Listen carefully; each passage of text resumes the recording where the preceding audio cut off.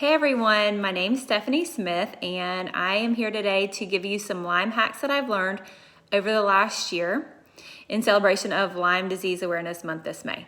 So last March I was diagnosed with Lyme disease, and this was after several years of debilitating symptoms and not knowing really what was going on with my body. And then finally in March I was diagnosed officially with Lyme disease and then several other co-infections. So what I've learned so far this year is, number one for me is testing my environment for mold. Mold was my trigger for Lyme disease. I had lived with Lyme disease for probably close to 20 years before and not really had many symptoms. My immune system was strong enough and it took care of it. But when I was exposed to mold, that broke my immune system down and it allowed the Lyme disease and other infections to take over. So anytime if I'm moving to a new house or even in a workplace, I test my environment with an ERMI. We use Mycometrics, and I think there's one other lab that does the same type of testing. So with the ERMI test, you get a lab report of all the different mold spores that are in your environment. And then you can take those numbers and put them into a HurtsMe calculator. And once you've done that, that will give you your overall score for your environment. It'll let you know if that environment is safe for someone that has Lyme disease or is sensitive to mold. So my number one Lyme hack is making sure that you are not being exposed to mold because it can break down your immune system. My next Lyme hack is using a website called altalabs.com. I used this lab a lot before I was diagnosed when I was trying to figure out what was going on.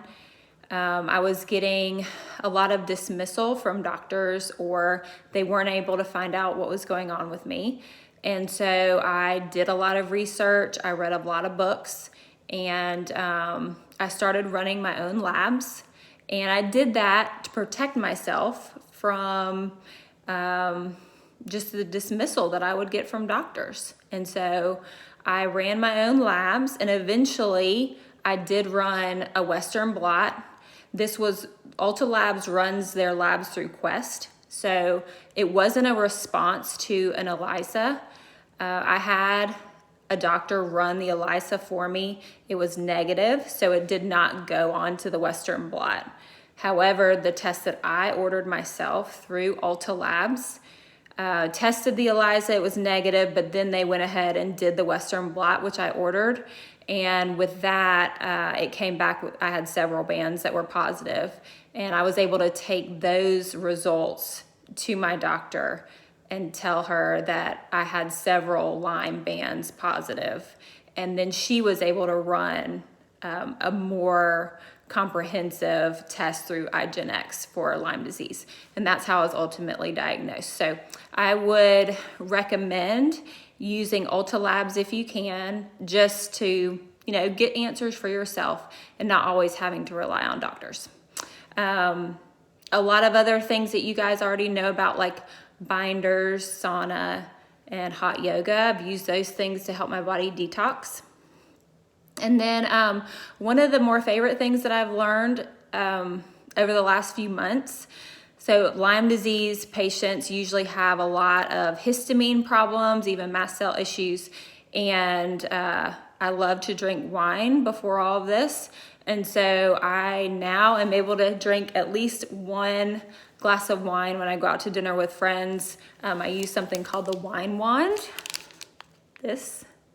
and I just get them on Amazon. They're great. You just put them in your wine, swirl it around for a few minutes, and it actually filters out a lot of the histamine and the sulfites, which make our body react. So I wouldn't suggest drinking a whole bottle of wine with that, but if you're going out with friends and you want to feel normal and just enjoy a glass, then I would strongly suggest using the wine wand. So hopefully these few Lyme hacks have helped you, and I just wish you all the best in your healing journeys.